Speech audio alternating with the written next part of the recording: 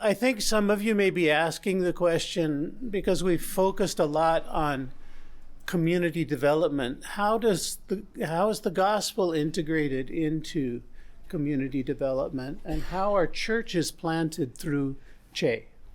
And so I thought I would just pause for a minute, and before we go to teaching like Jesus, which is one of my favorite topics, let me just take a few minutes and show how, in the structure of a Che program, the gospel is integrated into what we do. So yesterday we talked about some of these principles: community ownership or local ownership, integration, the integration of the physical and the spiritual, working across the disciplines rather than within them, development rather than relief. We talked about creating dependencies last night. Dependencies are created when you give aid, when it's development that's needed. And so some people, when they hear me talk, hear me say that development is good and aid is bad, that giving stuff to people is bad. And that's not what I'm saying. There is a difference between relief and development. And relief is needed when people are in crisis. They've fallen below the line of survival. They're standing at the door and they haven't eaten in a week. That's not the time to tell them, let me show you how to grow food. Right? Okay?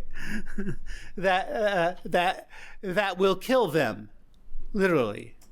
So we're not saying that aid and relief is not a valid way of serving, but when the problem is chronic and it's repeating itself again and again and again and again, and it's built into the mindset and the culture of the people, aid is not going to change that long term. That's why you need to use development. If you do development when it's aid that's needed, people die. If you do aid when it's development that's needed, people become dependent.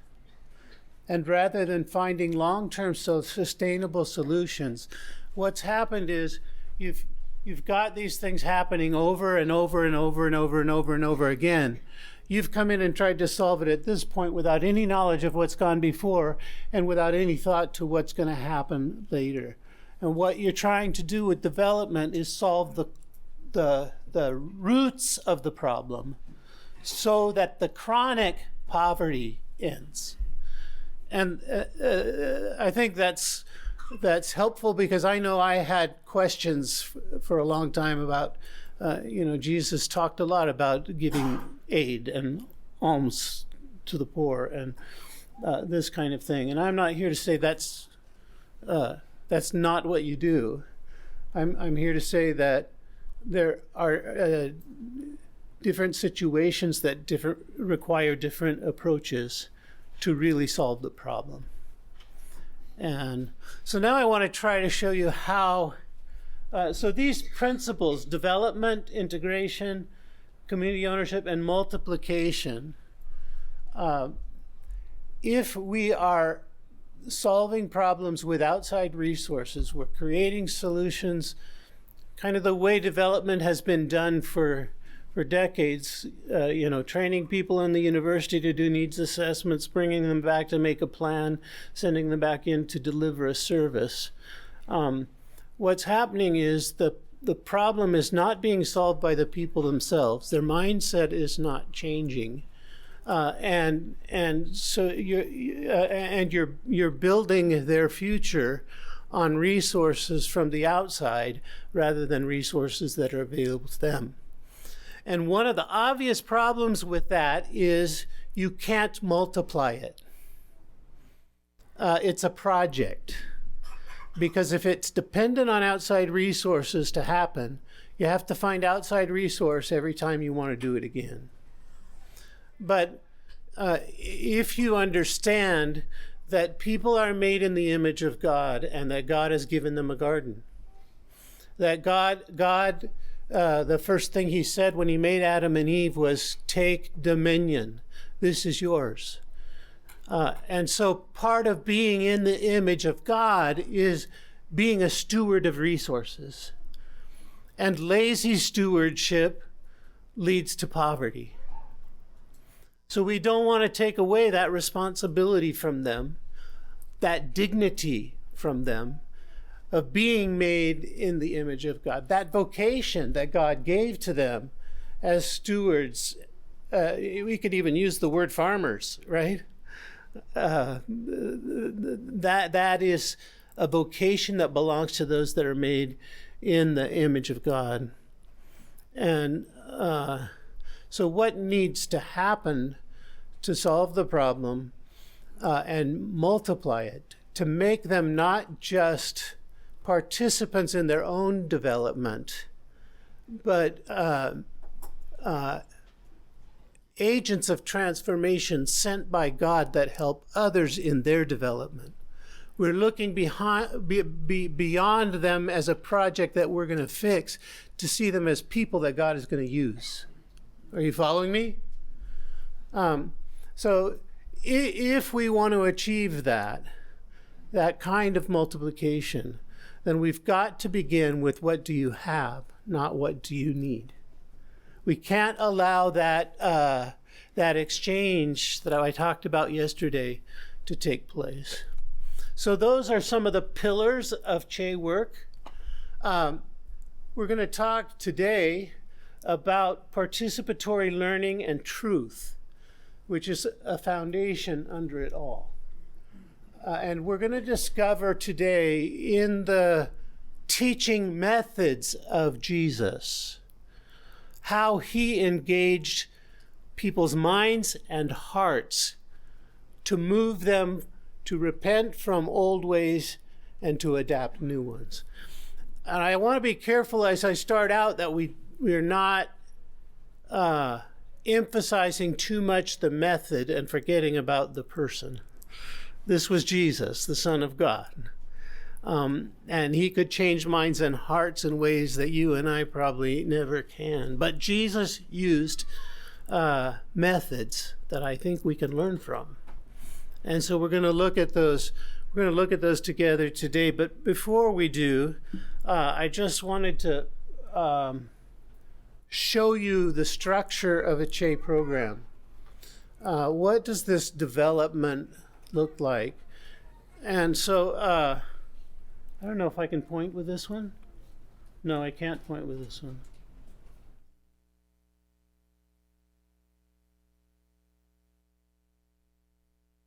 Wow. I think I'm going the wrong way here. One of the things, Jesus never had a PowerPoint. That would just be the pointer. Oh, that's the pointer. Okay. Can we get the beginning back up? It went away from the... Okay, now I'm going to try to push this and see if it works. Ah, got it? That's where I want to be. All right, now I can point with this. Just the big middle one. The middle one. Aha, there. Okay. Now, what we do is we train nationals around the world, usually from a city or someplace near a village, Christians. We call them trainers and we organize them in teams. They are called trainers because their main responsibility is going to be to train leadership in project cycle management and to train evangelists who go into the homes and work with families. But really what you would the way you and I would think about them is they are missionaries.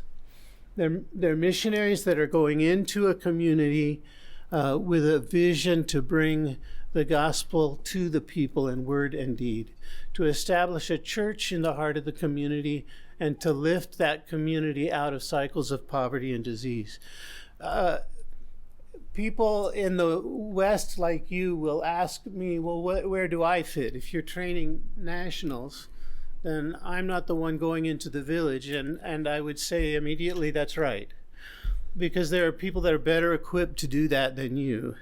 The best role for us as expats and outsiders, in my experience, is to be trainers of trainers and mobilizing nationals to do this kind of work. And so the trainers then go into the village, and they work with the people through processes of community awareness and mobilization. Those are technical terms in development, but they're easy to understand. What we want to do is to help people understand why they have some of the problems they have, what resources are available to them to solve the problem, and invite them to create solutions. If I go and ask them, what do you need? And they give me a list of needs, and I hold that up in front of them, what happens in their mind? Yeah, those are my needs. I knew that. And there's not anything I can do about it. I'm still hopeless. So I'm going to just give that to you. You take it, right? And so if I hold up a list of needs, what really happens is that they allow that exchange, or I allow that exchange to take place. I'm raising an expectation and making an unwritten agreement that, yeah, these are your problems and I'm going to solve them. But if I spend time with them doing awareness and I help them break down their problems into causes, these are the reasons you're having these problems. And I help them to look around and see what resources they have to solve that problem. And I hold those things up in front of them. The causes and the resources, what happens in their mind? They start creating solutions. And that is a process. When they start to create solutions, you've begun the process of mobilization. And we start small and move big, but we want to mobilize the people to work together, understanding the causes and solving the problem with local resources. So when they get to a place, they've worked on one problem. Often we'll start with a school screening. They work on one problem.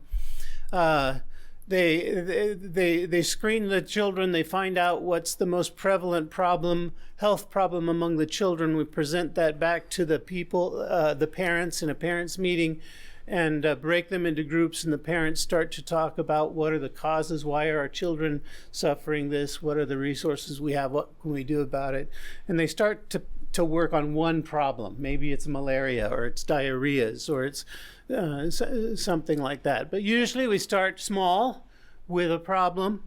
But when they start to move together, we want to invite them to organize a committee, to elect, however they do that in their culture, leaders from their community who will lead the development process after the trainers are gone. The trainers coming in from the outside, these guys up here, are always consultants and facilitators, never the decision makers. That's where you get the local ownership. So the training team comes in, they raise awareness, they do mobilization. The community then elects a committee.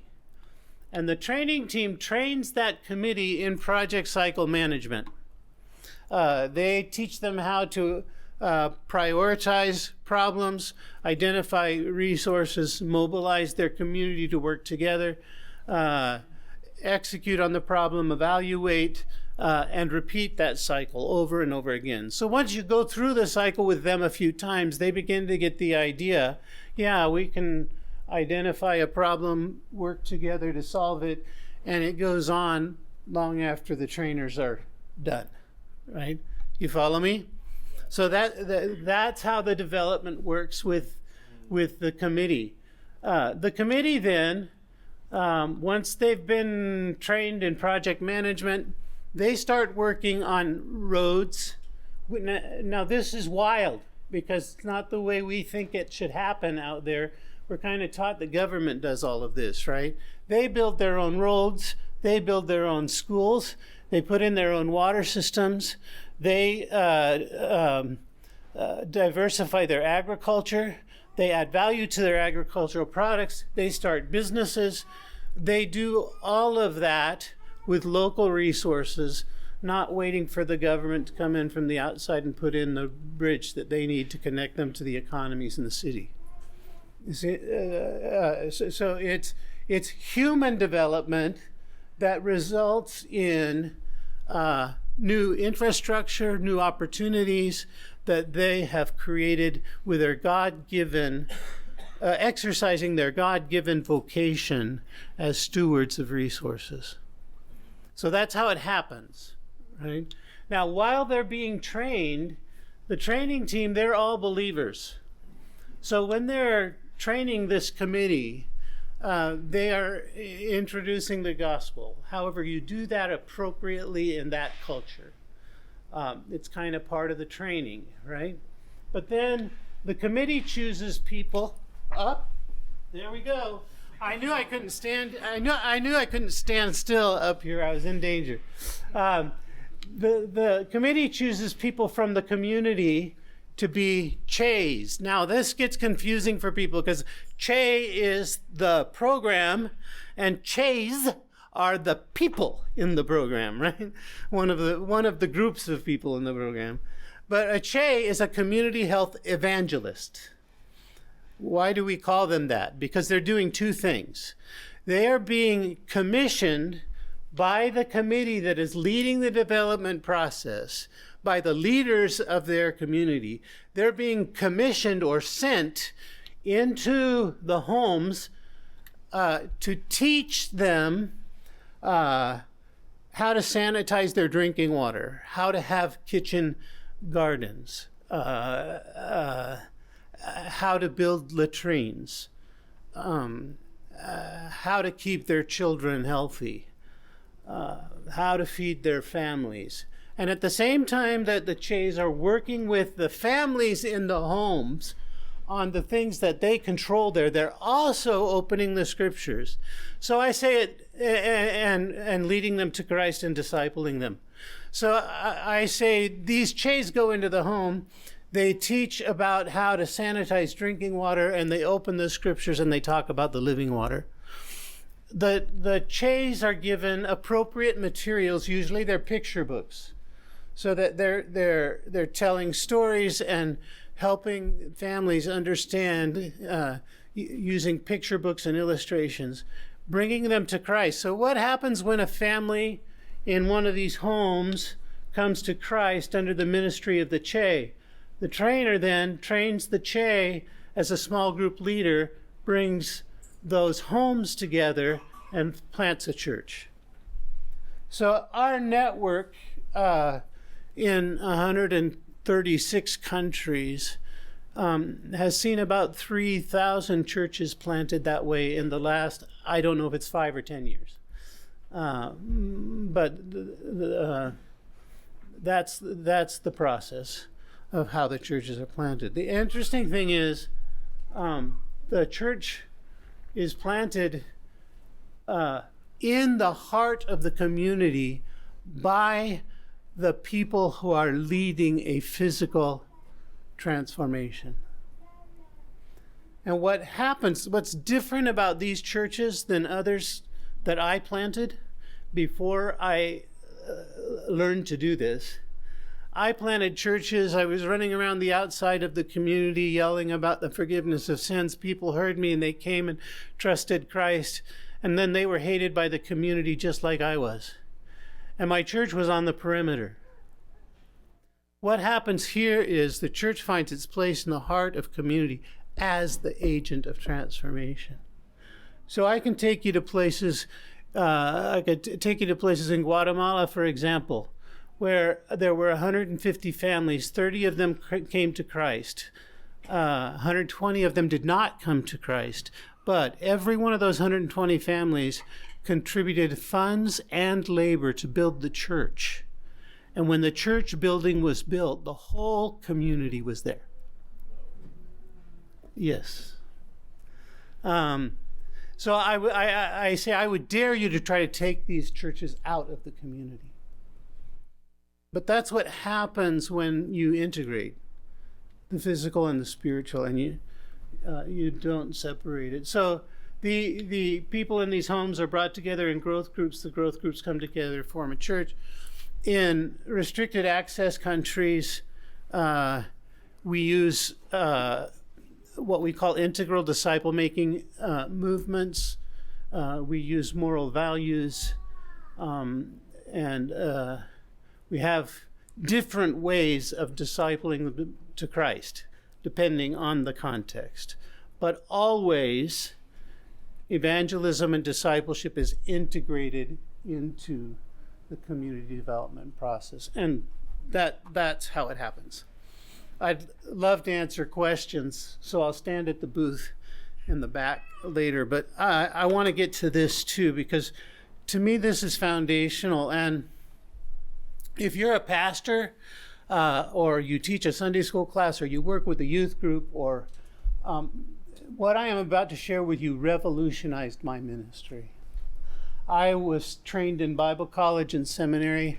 I won a Preacher Boys contest to get a scholarship to college, and won an award for my preaching in seminary as well. My thought at the time was that preaching was the only way to communicate the gospel, and I was going to get myself in front of as many crowds as I could and preach. And that had some small results. But then I met a guy who I later figured out he had learned principles that Jesus used in his teaching that changed everything for me. And so now I'm not standing most of the time in front of large groups. I'm sitting in circles with 30 people, breaking down problems into causes and helping them create solutions and looking at the scriptures in the same way, walking through the scriptures with them. The result has been a movement. And I'm not the only one responsible, but within our network, we have about 45,000 workers mobilized around the world. That's way, way, way beyond what I would ever achieve from a pulpit. And so I'm going to share some of the concepts. Jesus was a master teacher. He attracted crowds so large that he had to climb into a boat and push out into the Sea of Galilee to continue teaching. Vast crowds stayed with him in deserted places until very late, and they were without food, hungry. So you have the feeding of the 5,000, but they engaged with him in learning. Jesus never wrote a book, but his teachings have been memorialized and have changed countless lives throughout the ages, have changed our world, actually. And at the same time that he did the Sermon on the Mount and got into the boat and preached to the crowds that were pressing him, he taught his disciples in more intimate settings. He prepared and equipped them for extraordinary ministry that would change the world. But he would take them aside and do that in more intimate settings. He met individuals, such as the woman at the well, Nicodemus, the rich young ruler, and their lives were transformed through encounters with him. He always led people to participate actively in their own growth. He engaged listeners as learners, and there's a difference. He engaged listeners as learners, and he commanded his disciples to do the same thing. He said, "Go and make disciples, baptizing them and teaching them to observe everything that I have commanded." It was not just about listening, it was about learning and obeying and changing. And that's the goal, really, of our training. The disciples learned truth from the master teacher, but I think they also learned something of his methods. And I don't want to overemphasize the methods. I've never heard anybody else preach a sermon on the methods of Jesus, but I'm about to do that. Okay? And so much of what I am about to share was drawn from an article published in September in the Journal of Catholic Education. But I found there some principles that had been reinforced in my heart and my ministry already, and was thrilled to discover that it didn't begin with my mentor, Stan, that Jesus actually used these same methods. And so the next slide, if I can get to the right place, is what the authors of the article that I drew this from described as the pedagogy of Jesus, his teaching method. And what he did was he created a disorienting dilemma that questioned or challenged some assumptions in the minds of those that that were learning from him. There was often not, okay, now I've said this, go do this, but there was a pause and a time for reflection, and then there was a call to action. And we're going to walk through these four things and see. We'll talk first about a disorienting dilemma. Let me read some of the ways that Jesus created a disorienting dilemma. He created some dissonance. You might even call it some confusion in the questions that he asked. He would, so some of these questions that we're going to look at in a minute would throw an individual into a state of disequilibrium. Wait a minute. That goes against everything that I've assumed to be true until this point. Strong feelings of doubt, confusion, anger may come out of that. There were those who repented and there were those who killed him. Because these questions, among other things, created a dilemma and a state of equilibrium that they just couldn't live with. So let me read some of those questions to you. Whoever finds his life will lose it, and whoever loses his life for my sake will find it. Don't you see that whatever enters the mouth goes into the stomach and then out of the body? But the things that come out of a person's mouth come from the heart, and these defile them. Now, in the context of legalism, where the Pharisees were defining righteousness in terms of external ritual and not heart righteousness. So you were righteous if you were washing your hands. Jesus says, before you eat it, he says, it's not what goes into your mouth. This is what comes out of your mouth that defiles a man. That would put a Pharisee in a state of disequilibrium, right? Confusion. He said, if your eye causes you to stumble, gouge it out and throw it away. It's better for you to enter life with one eye than to have two eyes and be thrown into the fires of hell. He said, foxes have dens and birds have nests, but the Son of Man has no place to lay his head. He's calling his disciples to follow him. That created disequilibrium in them, right?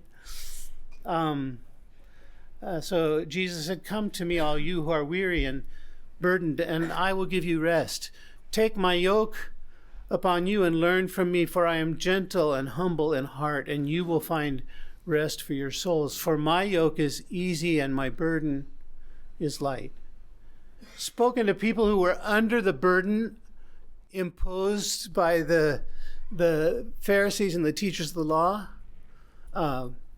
that would create disequilibrium. Wait a minute, if I'm going to please the religious leaders and if I'm going to be the person that I need to be, that's a heavy yoke. Jesus said, my yoke is easy, my burden is light. Make a tree good and its fruit will be good, or make a tree bad and its fruit will be bad, for a tree is recognized by its fruit. That was a call, actually, to people to look at their leaders. And I'm sure the leaders were not happy about that. But Jesus said this, I want you to know that the Son of Man has authority on earth to forgive sins. That would have created a disequilibrium in anybody who thought Jesus was just a man. And so he said, let any one of you who is without sin be the first to throw a stone at her. I have some stats about questions that I got from a book. I haven't verified the stats, but it says in the Gospels, Jesus asks many more questions than he answers. To be precise, Jesus asks 307 questions. Of the 183 he is asked, he only answers 3. So for every 100 questions Jesus asked, he answered 1. Why is that? Because what Jesus was doing was asking them to analyze the problem and create the solution. He was introducing truth that would upset the status quo and asking them to work their way toward the right conclusion. So the second, I put some of the questions up here, and I was going to have you work in small groups, but probably don't have time for that.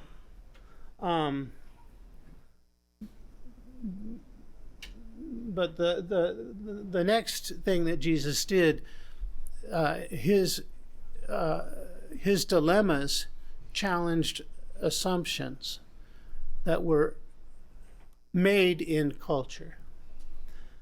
If you're a missionary that's worked cross-culturally, you know what that's like.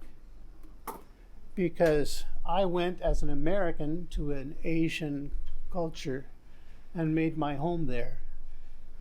And they saw the world very differently than I did. For me, it was about getting the tasks done. For them, it was about a smooth interpersonal relationship and maintaining harmony in the group.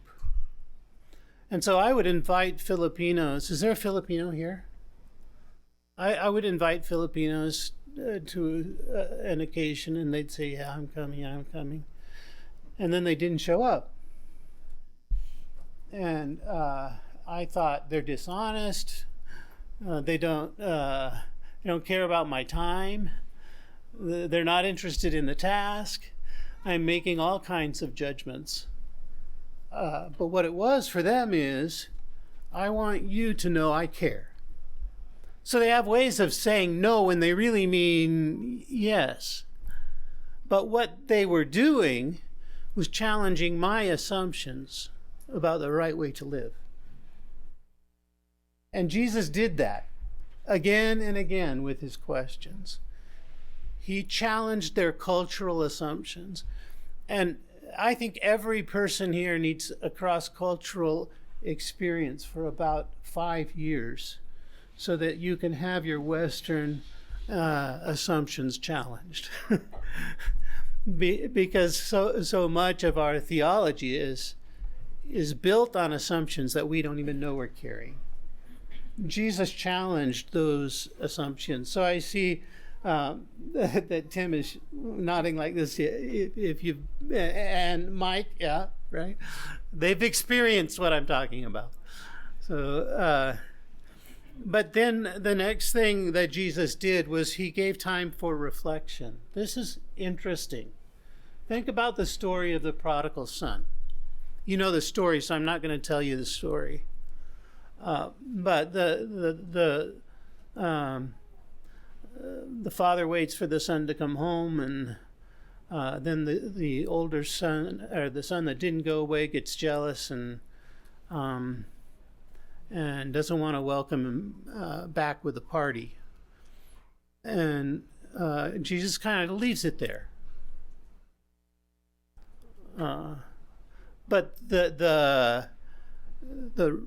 what he left them with was with time to reflect and to write the end of the story in their own life. So the question to the teachers of the law and the Pharisees who didn't want to associate with prostitutes and sinners and tax collectors and had no thought of celebrating their repentance. The question that was left hanging, that wasn't answered, was, will you go to the party? Will you boycott the party?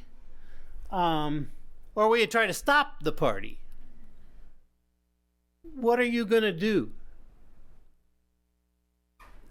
And so instead of, I was taught introduction, 3 points, and then a conclusion. And in the conclusion, you tell them very specifically how this applies to their life and what they're going to do. Jesus left the question hanging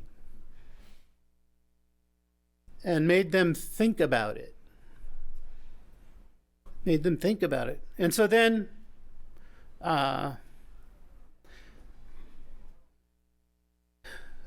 there's some things we can say too about Jesus said, this is why I speak to them in parables. Though seeing, they do not see. Though hearing, they do not understand.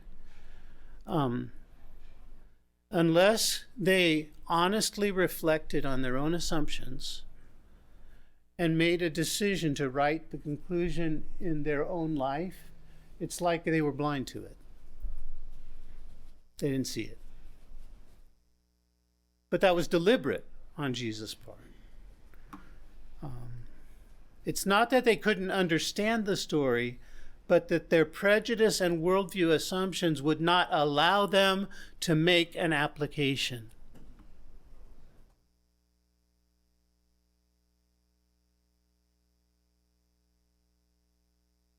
Wow.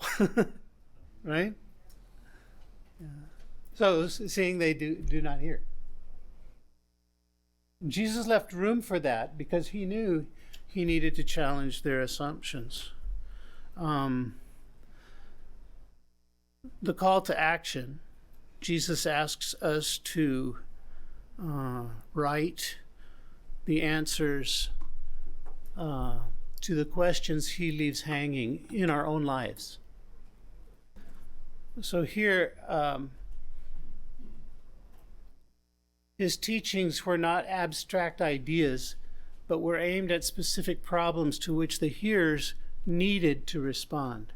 His teaching called for action.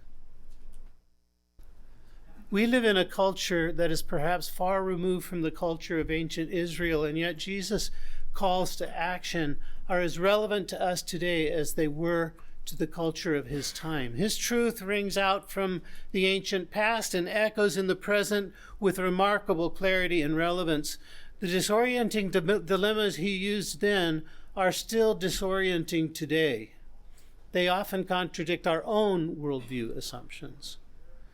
So Jesus challenges our individualism and striving for self-actualization with a call to deny ourselves, take up our cross and follow him.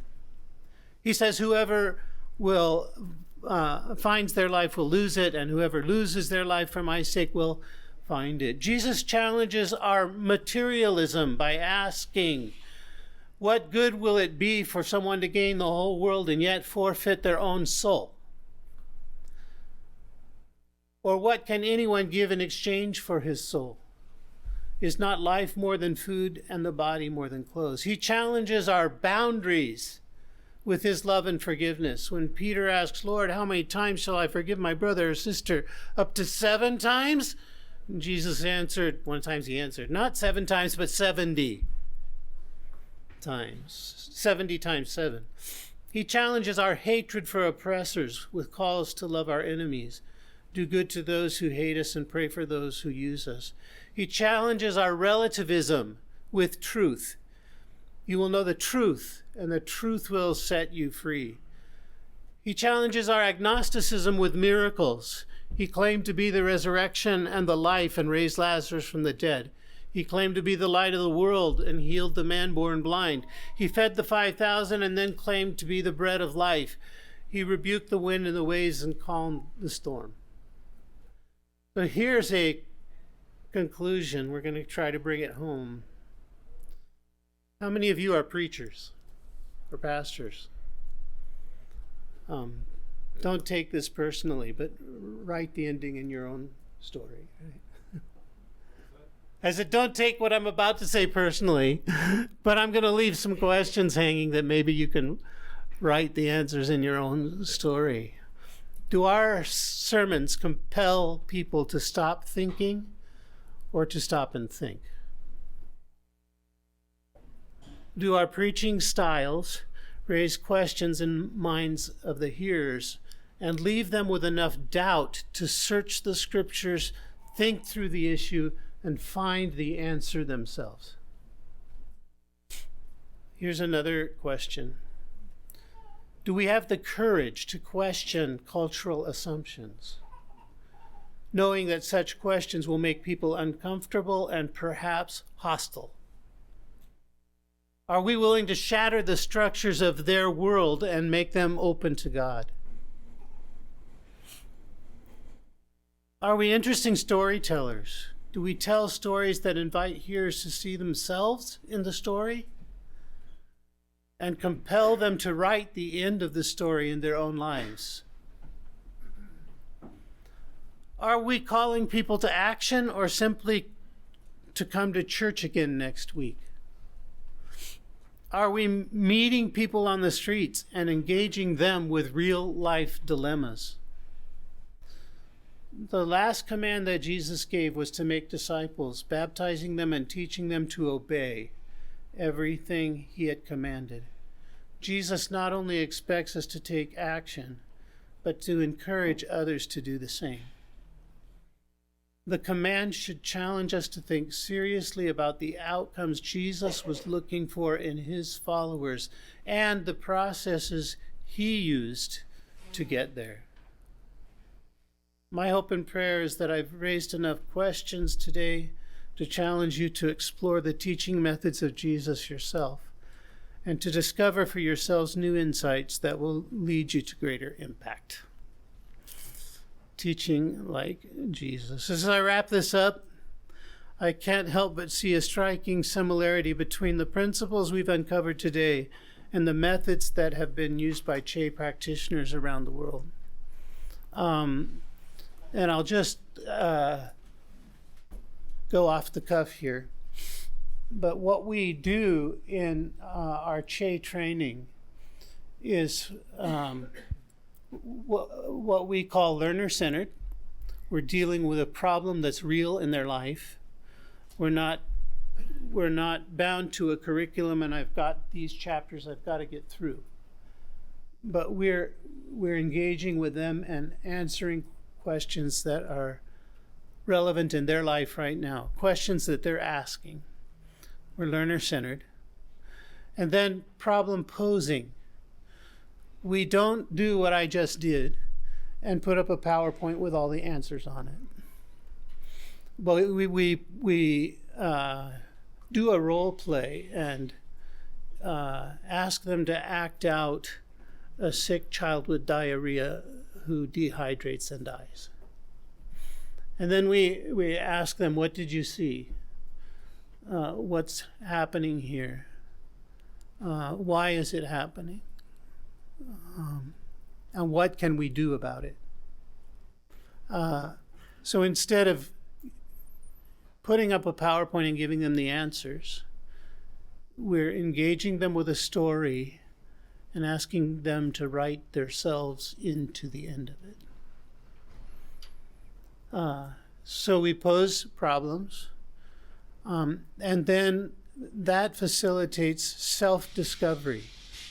Self-discovery is, okay, what the pastor said is good, I'm going to go do it. That's pastor's discovery. Self-discovery is, wow, there's a question hanging here, I need to answer it. I need to find out for myself what Jesus wants and give myself to do it. And that's when the last part of what we do is action-oriented. People are going to act on conclusions that they come to themselves. They may repeat ideas that you give them, but they're going to act on conclusions they come to themselves. And so I think that's the reason why we're seeing a movement, is because when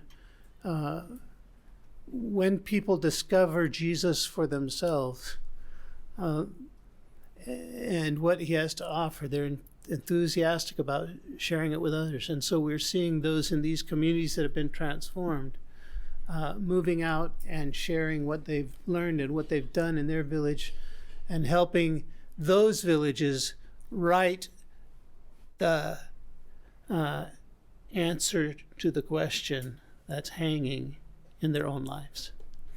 Thank you for allowing me to share with you. I wish I had time, more time, but I have been blessed to be here with you. Thank you all.